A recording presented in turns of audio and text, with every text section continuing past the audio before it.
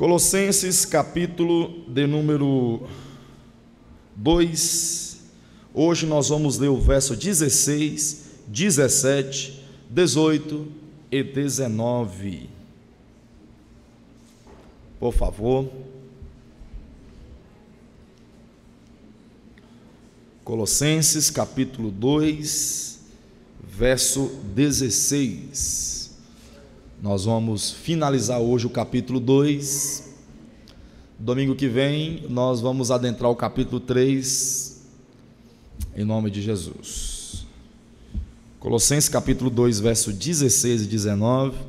E eu gostaria de chamar a atenção da igreja para essa mensagem, porque nós vamos abordar um tema um pouco chato de se falar, e que é muito necessário porque é um tema muito atual, amém? Nós vamos falar um pouco sobre falsos profetas, e eu quero toda a atenção da igreja, porque vai ser de muita valia, de muita importância para nós, amém? Quem encontrou, diga amém. Capítulo 2, verso 16, está escrito assim: portanto, ninguém vos julgue pelo comer, ou pelo beber, ou por causa dos dias de festa, ou da lua nova, ou dos sábados, que são sombras das coisas futuras, mas o corpo é de Cristo. Ninguém vos domine ao seu bel prazer com pretextos de humildade e cultos a anjo, envolvendo-se em coisas que não viu, estando debalde inchado na sua carne, na sua carnal compreensão, e não ligados à cabeça, da qual todo o corpo, provido e organizado pelas juntas e ligaduras, vai crescendo em aumento de Deus. Amém? Feche os olhos. Senhor, obrigado, Pai. Obrigado pela Tua palavra, obrigado pela oportunidade de Te servir, obrigado pela oportunidade de manusear as Escrituras e dela, Deus, extrair a Tua essência, o Teu ensinamento. Obrigado, Senhor. Obrigado porque tudo isso, Deus, vem e provém do Senhor. E aqui estamos como filhos, ó Deus, como servos, humildemente, pedindo, Senhor, que os nossos corações sejam inclinados a ouvir a Tua palavra, que a nossa mente esteja preparada, aberta e apta para entender e, consequentemente, praticá-la. Em nome de Jesus, pedimos o Senhor nos abençoe, fale conosco para a glória de Teu nome. Amém e amém. Queridos, hoje, como eu já disse, nós vamos abordar um tema que é muito pertinente para nós, que é essa questão do falso profeta. Só que eu quero, antes de nós falarmos dos falsos profetas atuais, dos nossos dias, contemporâneos a nós, primeiro eu quero me reportar ao texto que lemos e falar e mostrar para vocês dos falsos profetas desta época, que vocês vão perceber que existe uma semelhança muito grande dos falsos profetas dos nossos dias, ou contemporâneos a nós. Olhe para o texto, por favor, capítulo 2, verso 16, até o verso 19, o apóstolo Paulo, ele vai combater esses falsos profetas. Esses falsos profetas, eles estavam aqui trazendo uma espécie de peso, eles estavam aqui trazendo uma espécie de aflição ou aflições aos cristãos, aos irmãos que serviam a Cristo. Por quê? Porque esses falsos profetas aqui, existentes em Gálatas, eles eram homens que entendiam e que tinham como costume e que tinham como prática ou cultura para com eles as questões da lei e as questões das tradições. E quando o judeu ele nasce, tudo para o judeu existe uma espécie de regra. Quem me entende, diga amém. Existe para o judeu uma espécie de regra para quase tudo o que eles faziam. Se fosse para entrar em uma casa de um convidado, existia uma espécie de tradição para adentrar esta casa. Se fosse para comer à mesa, deveria ter uma espécie de costume, de tradições, de práticas que eles deveriam ter e tomar em cima de uma mesa. Se fosse para ter uma cerimônia de casamento, outro processo. Se fosse para ter o culto religioso, muito mais o culto religioso, era também vários processos que deveria ser feito. Ou seja, os judeus, eles tinham isso já como cultura, já era costume deles. Agora vêm os falsos profetas e começa a atacar os cristãos nesse sentido. E por que eles atacam os cristãos nesse sentido? Porque os cristãos agora, eles vão abandonar a maioria destes costumes.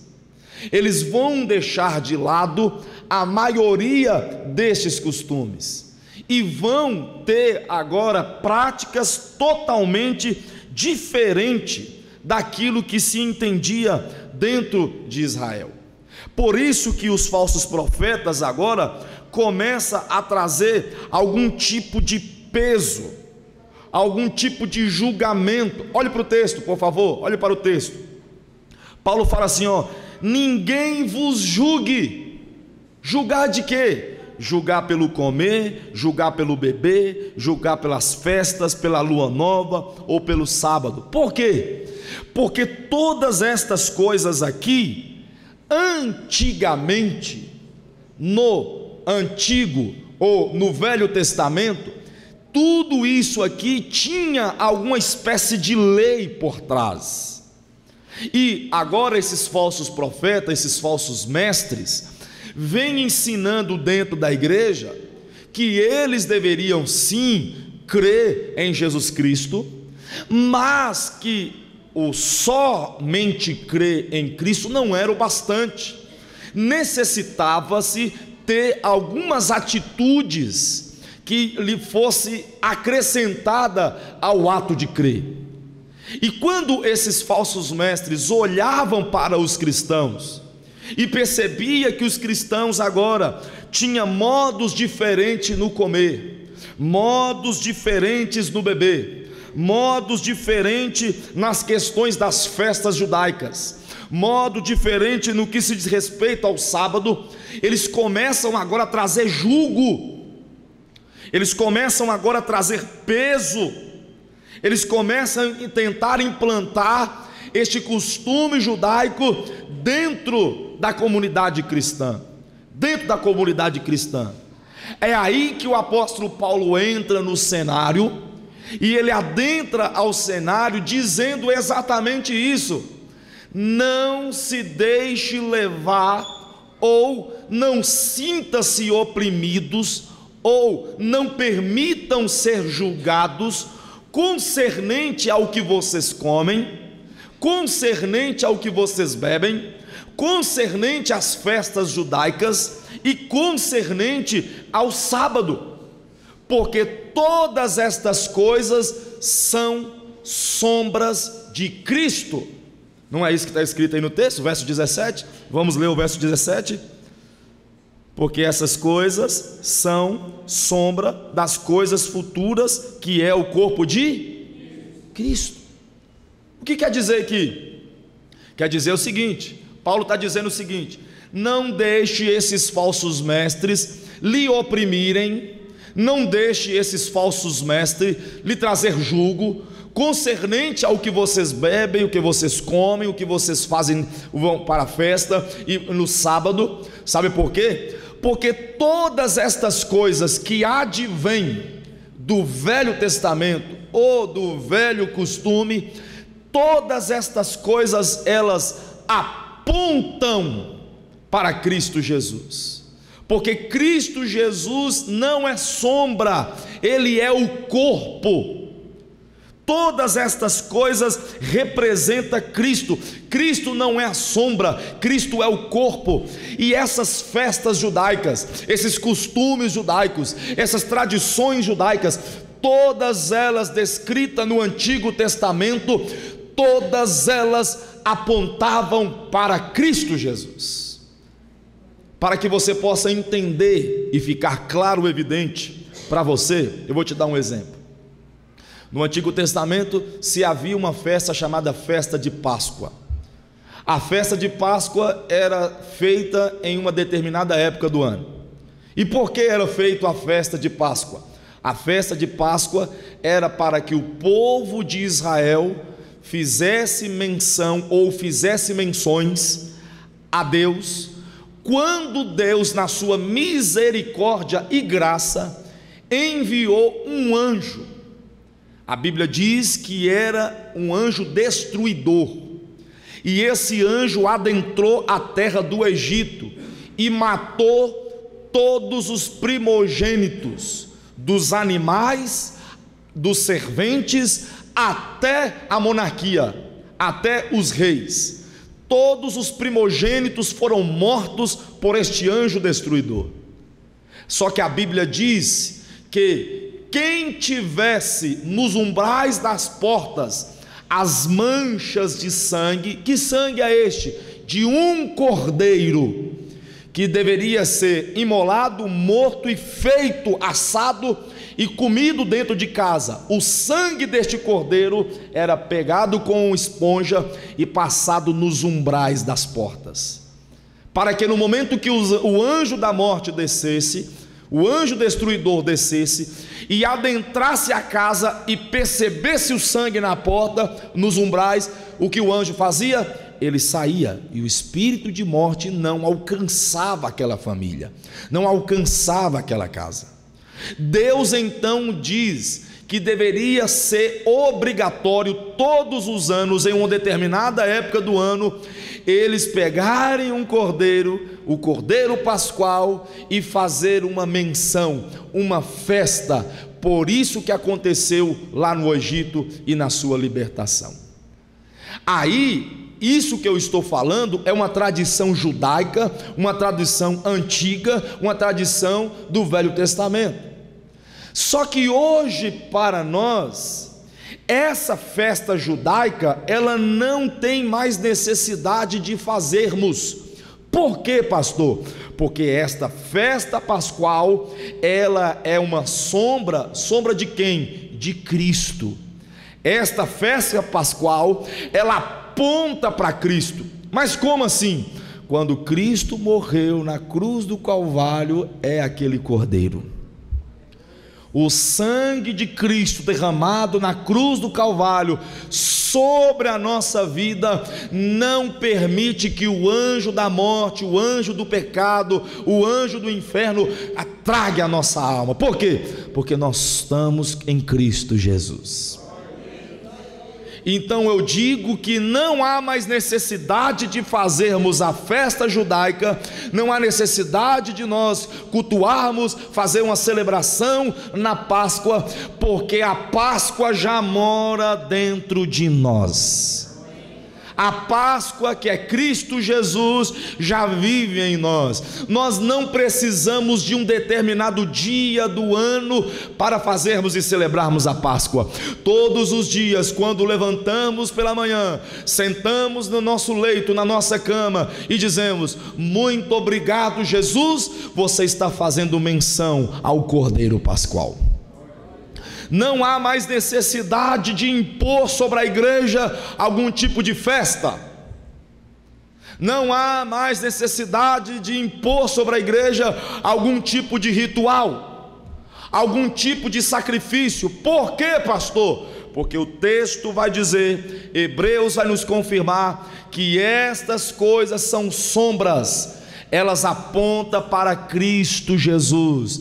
Cristo Jesus cumpriu todas as festas, todas as leis, tudo que corresponde a sacrifício foi desaguado, foi colocado, foi posto, realizado e consumado na cruz do Calvário por Cristo Jesus. É por isso que Paulo vem falando para a igreja de Colosso, que a igreja de Colosso não poderia aceitar nenhum tipo de julgamento para eles ou para com eles, no que se diz respeito a estas festas antigas. Por quê? Porque elas apontavam para Cristo Jesus, e Cristo Jesus já mora dentro de nós. Digam amém.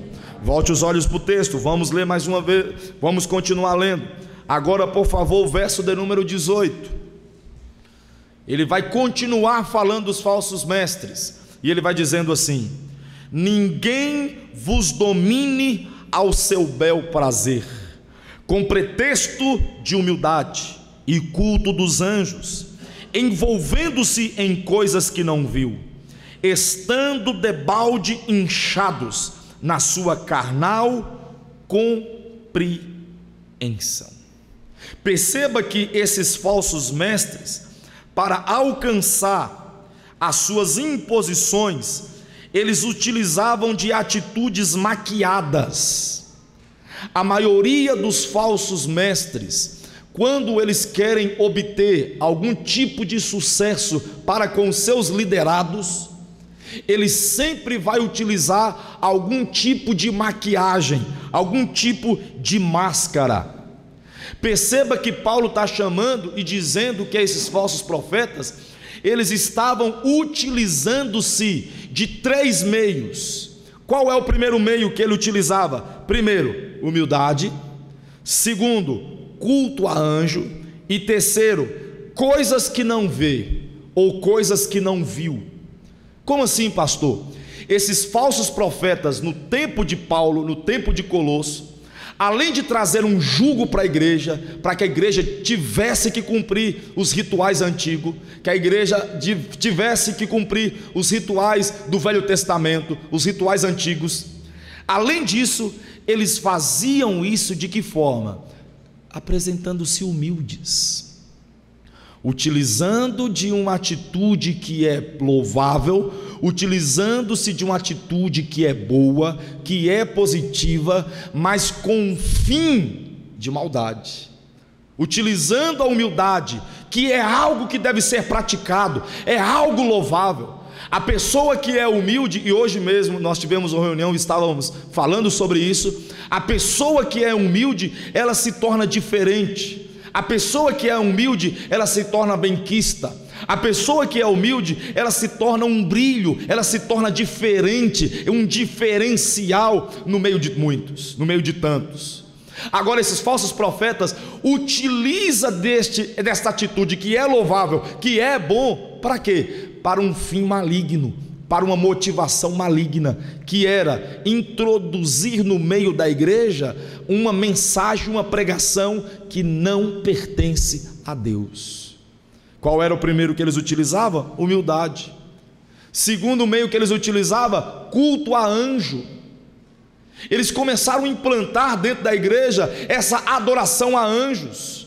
Começaram a implantar no meio da igreja a questão de anjo vai te visitar, o anjo vai ir na sua casa, o anjo vem com a espada, o anjo vem com a cesta, o anjo vem com aquilo, e houve um culto a anjos. Eu posso falar aqui com um pouco mais de propriedade, porque eu tive um período da minha caminhada cristã, da minha jornada cristã, eu pude vivenciar um pouco desse contexto.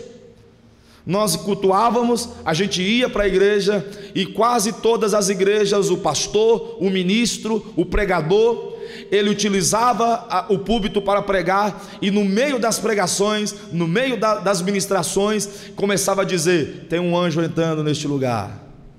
E era engraçado, quando dizia que entrava um anjo dentro da igreja, gente, a igreja pulava, a igreja vibrava. A igreja poderia ser silenciosa, mas se o pastor em cima do púlpito dissesse: acabei de ver um anjo entrando dentro da igreja com uma cesta na mão e colocando na mão de uma pessoa, explodia. Era vibrações, o culto dava uma reviravolta. Que isso? Eu vivenciei isso, eu passei por isso. Quantas e quantas vezes eu quase que saltava os olhos para fora para ver se eu contemplava algum anjo. Tinha amigo meu que via anjo toda hora, e eu ficava impressionado com aquilo. Uma espécie de culto a anjo, que esta igreja de Colosso também estava vivendo. Mas isso era uma artimanha dos falsos profetas. E o que mais que eles utilizavam? O terceiro ponto. Qual é o terceiro ponto? Eles envolviam-se em coisa que não via. O que é isso, pastor? Mistérios, coisas místicas. Eram falado de coisas místicas dentro da igreja de Colosso, mas para quê? Para envolver os fracos para uma mensagem distorcida da palavra de Deus. Por isso, o apóstolo Paulo vai dizer: não estejais, pois, debaixo ou andando ou em conformidade com esses falsos mestres, porque eles estão inchados na carne, eles estão com uma compreensão carnal, a sua motivação é ruim, eles estão maquiados, eles estão mascarados, eles estão com o rosto disfarçados, mas na verdade o que eles são pessoas carnais. Sua mentalidade, a sua cabeça está cauterizada pelo erro e pelo pecado. Digam amém. Agora olhe para o verso 19. Verso 19, Paulo vai dizer assim: esses falsos profetas que estão querendo trazer jugo para vocês, esses falsos profetas que estão tendo atitude de humildes, esses falsos profetas que estão cultuando a anjos, esses falsos profetas que estão envolvendo em coisas místicas, em coisas que não se vê, esses falsos profetas que têm uma compreensão carnal, esses falsos profetas, verso 19, não estão ligados à cabeça. Quem é a cabeça da igreja? Quem é a cabeça da igreja? Você pode dizer isso com mais força e mais vigor. Quem é o cabeça da igreja? Jesus Cristo. Paulo diz: esses falsos mestres não estão ligados à cabeça, da qual todo o corpo, provido e organizado pelas juntas e ligaduras, vão crescendo em aumento de Deus. Em outras palavras, ele está dizendo assim: esses falsos profetas não estão ligados com Cristo. Cristo não é a sua prioridade. Cristo não é a sua finalidade. Cristo não é a sua motivação. Tenha cuidado. Outro cuidado que Paulo está alertando à igreja de Colosso: esses falsos mestres, eles não podem crescer. Essa atitude de querer ter os atos do Antigo Testamento ser praticado dentro do cristianismo, isso é algo desprezível por Deus, pelas Escrituras, e eles nunca vão crescer, porque a única maneira de crescer é estar ligado com Deus, é estar com as ligaduras, estar ligados com juntas e ligaduras em Deus, porque quem está ligado com juntas e ligaduras com Deus, ele vai crescendo em aumento de Deus. Perceba que Paulo está dizendo que esses falsos profetas, pelas atitudes que eles estavam tendo, pelos seus próprios méritos, eles nunca cresceriam, eles nunca alcançariam a salvação, eles nunca alcançariam o objetivo maior, que é ser salvo por Deus, ou salvo em Deus. Eles nunca vão conseguir isso. Por quê? Porque eles não estão ligados em Cristo, eles não estão ligados à cabeça, que é Cristo Jesus. Digam amém. Então este é o cenário, perceba que este é o cenário que o apóstolo Paulo estava se deparando. Esta era a situação da igreja, era o que o apóstolo Paulo queria combater, esses falsos mestres. Digam amém. Agora eu quero que você preste atenção, porque eu não quero mais falar sobre esses falsos mestres. Eu não quero mais agora me reportar à igreja de Colosso, apesar de dar umas pinceladas daqui a pouco, mas eu não quero mais me reportar a eles. Agora eu quero me reportar a vocês. Agora eu quero trazer para vocês a aplicação de tudo isso que nós aprendemos aqui sobre o que estava acontecendo com Paulo e a igreja de Colosso. O que eu posso aplicar na minha vida? O que eu posso aprender? O que eu posso colocar na minha vida, pôr em prática na minha vida? Primeiro, o que eu aprendo com tudo isso que nós acabamos de ensinar? Primeiro, não é, escute bem, não é a prática religiosa que traz saúde espiritual para o cristão. Vou repetir, não é a prática religiosa que traz saúde espiritual para o cristão. O que significa isso? Significa dizer que não é o seu ato de vir para a igreja. Significa dizer que não é o seu ato de cantar, o seu ato de vir congregar, o seu ato de dar esmola, o seu ato de fazer qualquer coisa na obra do Senhor. Se você fizer isso por uma mera obrigação, como eu disse domingo passado, como uma mera religiosidade, a sua vida espiritual ou a saúde espiritual de você como cristão não está boa. Você está doente espiritualmente. E como para mim é difícil, como para mim é danoso, penoso, doído, falar em cima deste púlpito que existe milhares e quem sabe milhões de cristãos que neste momento estão doentes espiritualmente, vivendo e vivenciando uma vida, uma prática meramente religiosa. Quantas pessoas que vêm ao culto pelo simples fato de vir, a ponto de muitos estarem aqui presentes porque não tem outro lugar melhor. Essas pessoas que assim agem, essas pessoas que assim praticam, essas pessoas infelizmente são pessoas doentes espiritualmente falando, pessoas que pensam que só que é filho de crente vai ser salvo, pessoas que crente que pelo simples fato de ter cartão no domingo, no culto da igreja, no domingo ele vai ser salvo, e não é isso que as escrituras dizem. O que as escrituras nos diz, que nós devemos crer que Cristo é o nosso Senhor e Salvador. Só que as escrituras também diz que aquele que crê, ele tem atitudes de quem crê. Aquele que é salvo, ele tem atitude de salvo. Como que você diz que crê e simplesmente vem ao culto por vir? Isso não é crença, isso é religiosidade. Como você diz que Cristo é o seu Senhor, sendo que você passa a semana toda sem orar?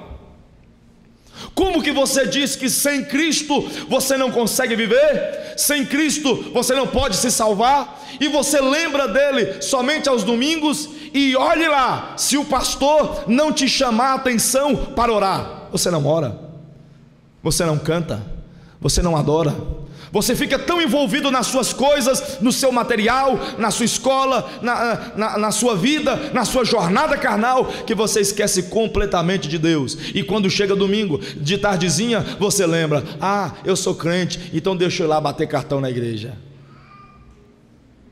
Eu quero que você, à luz desse texto que nós acabamos de ler, que você entenda que eu não posso ter uma saúde espiritual tendo simplesmente uma mera religiosidade. Eu tenho que vir para a casa do Senhor, eu tenho que cultuar, eu tenho que fazer a obra, mas entendendo que Cristo é o meu Senhor e eu dependo dele. entendendo que eu necessito de Cristo, eu careço de Cristo, e que não é alguns atos religiosos que vai me salvar, não, é Cristo, pois salvação não é por méritos, salvação é pela graça. Primeira coisa que eu quero que você entenda: não é a prática religiosa que traz saúde espiritual para o cristão. Segunda coisa que eu quero que você entenda: nós somos livres em Cristo Jesus. Vou repetir: nós somos livres em Cristo Jesus. Se você perceber o texto que nós lemos, você vai perceber que os falsos profetas, eles simplesmente estavam querendo impor um jugo, impor um peso, ou, em outras palavras, esses falsos mestres estavam querendo dominar, escravizar a igreja de Colosso.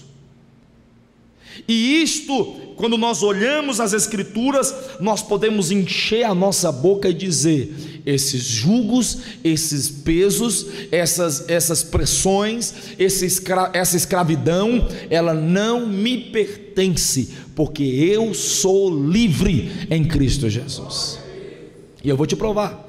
Gálatas capítulo 5, verso de número 1, Paulo escreve dizendo assim: nós fomos libertos para a liberdade que Cristo nos libertou. Olha que coisa linda. Permanecei firme e não submetam novamente a um jugo de escravidão. Gálatas capítulo 5, verso de número 1. Gálatas capítulo 5, verso 13. Irmãos, vocês foram chamados para a liberdade, mas não usem a liberdade para dar ocasião à vontade da carne. Ao contrário, sirva uns aos outros em amor. O que Paulo está dizendo? Paulo está dizendo aquilo que eu acabei de falar: nós somos livres. Você pode virar para o seu irmão e dizer isso? Eu sou livre. Fala com ele. Não, melhor dizendo, vira para ele e fala assim: nós somos livres. Agora eu preciso da sua atenção.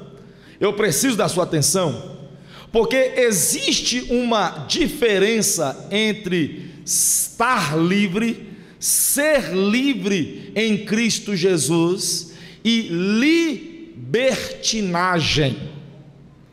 Existe uma diferença muito grande em ser livre, estar liberto, e outra coisa é ter libertinagem. Pastor, o que significa isso?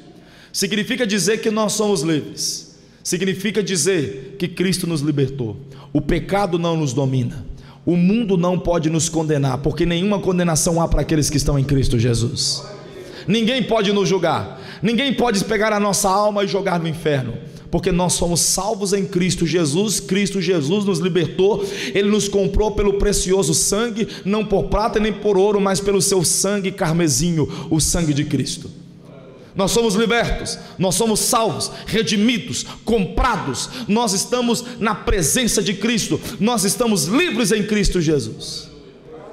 Mas esta liberdade é diferente de libertinagem, porque tem pessoas que pensam que esse texto dá alusão a sentido que eu posso então pecar, eu posso viver em pecado, porque Cristo me libertou, Cristo me deu liberdade, eu sou livre, eu posso viver da maneira que eu quero, da maneira que eu bem desejar. Não é assim, não é dessa forma. Cristo nos libertou do pecado para termos uma vida de santidade diante dEle. Cristo nos libertou das trevas para termos uma vida de luz diante dEle. Cristo nos libertou da morte, nos tirou da morte para termos uma vida com vida de verdade diante dEle. Porque o mundo lá fora pensa que tem vida, mas a vida deles são falsas. A vida deles daqui a pouco ceifa, daqui a pouco morre, e a sua morte lhe dará passagem para outra morte ainda pior. Essa é a cena de horror, a senda de horror para aqueles que não têm Cristo, que vivem longe de Cristo, que estão nas trevas. A nossa vida é a vida verdadeira. Sabe por quê? Porque se a morte nos ceifar da terra, a morte vai nos dar um ingresso, sabe para quê? Para uma vida de eternidade com Cristo Jesus. Então perceba que o que nós temos é a verdadeira vida que Cristo nos dá. Cristo nos libertou para quê? Para vivermos para Ele, para a glória dEle, para o louvor dEle, para a exaltação dEle. Digam amém. Primeiro lugar, eu quero que você entenda que não é a prática religiosa que te traz saúde espiritual. Segundo lugar, eu quero que você entenda que nós somos livres em Cristo Jesus. Terceiro e último lugar, e não menos importante, tome cuidado com os falsos profetas. Tome cuidado com os falsos mestres, que se vestem de ovelhas, que se vestem de humildade, mas estão trazendo um jugo. Estão pegando elementos judaicos, estão pegando os elementos católicos, espíritas, elementos de outras religiões e trazendo para dentro da casa do Senhor. Tome cuidado com esses falsos profetas, que têm a voz, têm a roupa, têm muitas vezes a fala de humildes, atitudes humildes, mas que muitas das vezes são maquiados por uma perversidão, por uma perversidade que é a finalidade principal deles. Eu quero que vocês tomem cuidado, porque nós estamos vivendo uma era onde falsos mestres estão sendo implantados dentro das nossas igrejas. Estão apregoando uma era de anjos, um culto a anjos, dar muito mais valor a anjo do que o próprio Cristo. Você diz, tem um anjo dentro da igreja, a igreja pula e grita. Você diz, Cristo nos deu liberdade, Cristo nos deu salvação, as pessoas ficam caladas e não glorificam e não exaltam a Deus. Eu não estou vindo aqui medir a espiritualidade da igreja com o maior grito, com o maior pulo, com o maior chacoalhado. Eu não estou dizendo isso. Eu só estou dizendo que muitas vezes se dá muito mais valor a um anjo que vem trazendo a cesta no meio da igreja, a Cristo Jesus, que foi morto lá na cruz do Calvário. Nós estamos vivendo uma era onde as pessoas estão enlouquecendo. Os dados são alarmantes. Dentro das clínicas psicológicas, dos manicômios, existe um monte de gente que tem um senso religioso. Muitas pessoas que estão presas em manicômios, em centros psicológicos, tendo perturbações mentais. Sabe por quê? Porque eram de igrejas, eram de religiões que implantava um jugo tão pesado, onde a pessoa não suporta e surta. Sabe o que é isso? Falsos mestres implantando uma religiosidade falsa no meio da igreja cristã. Um monte de demônios travestidos de pastor. Eu estava pesquisando para fazer essa mensagem, e eu vi uma foto do diabo. E qual é a concepção do diabo hoje para a nossa cultura brasileira? É um monstro de chifres, de rabo e um tridente. Não é assim? Existe uma história por detrás, mas fica para outra hora. Mas o que se tem do pensamento do diabo é isso. Aí a pessoa colocou lá a foto do diabo e colocou alguns dizeres em cima. E os dizeres em cima era mais ou menos assim: você sabe, você quer conhecer o diabo? Aí a pergunta era: você quer conhecer o diabo? Interrogação. Depois da interrogação tinha a resposta: sim. Aí vinha a foto do diabo, aí embaixo tinha outros dizeres: não é esse aí. O diabo, você quer ver o diabo? Aí lá está escrito assim: ligue a televisão, nos programas religiosos e você vai ver o diabo enganando um monte de besta e enriquecendo a fé alheira. Eu achei aquilo impressionante. Apesar de estar falando mal da minha classe, não é, pastora? Falando mal da nossa classe, apesar de estar denigrindo muitos, mas é a mais pura verdade, porque não existe outro a quem assemelhar a não ser o diabo. Esses falsos profetas que têm utilizado a rede, utilizado a televisão para se enriquecer. De que forma? Trazendo jugo, muitas vezes com a voz humilde, muitas vezes falando de anjo, de mistérios, de ocultismo, de misticismo, fazendo coisas, fazendo atitudes miraculosas. Para quê? Para chamar-lhe a atenção e arrancar o seu dinheiro. Eu quero aqui hoje, como pastor desta igreja, alertar você a tomar cuidado, alertar você a ficar esperto, a você subir na torre da vigilância e se debruçar ante a palavra de Deus, porque é de lá que vem a maior revelação, é de lá que você vai encontrar bálsamo para a tua alma, é de lá que você vai encontrar direção para os seus problemas, é de lá que você vai conhecer Cristo Jesus, é lá que você tem a esperança, é lá que você tem a paz, é lá que você obtém o nome e a característica do seu Salvador, Cristo Jesus. Ame a palavra de Deus. Está indo para 10 anos que eu sou pastor dessa igreja, e para a glória de Cristo, apesar das minhas fraquezas, das minhas falhas, das minhas dificuldades, eu sempre preguei: ame a palavra do Senhor. Fuja desses falsos profetas que têm denigrido a nossa imagem, denigrido a nossa fé. Esta é a alerta que eu quero trazer para você. Esses falsos profetas, que muitas vezes são bem humildes e estão trazendo loucuras. Eu poderia citar, mas existem conhecidos que estão infelizmente enlouquecendo por causa do jugo desses falsos mestres que estão ampliando, estão distorcendo a palavra de Deus. E aqui a palavra ampliar é no sentido negativo. Amém? Eu finalizo essa mensagem orando por você, pedindo que o Senhor lhe cubra com a sua graça e com o seu poder. E depois de orar por você, eu quero aumentar as fronteiras da minha oração e orar pelo Brasil, e orar pela igreja, pedindo Deus misericórdia para aqueles irmãos que verdadeiramente desejam Deus e que estão sendo enganados por esses falsos mestres. Que haja uma volta urgente à essência verdadeira de Cristo nas nossas igrejas. Amém? Curva a sua cabeça, vamos orar.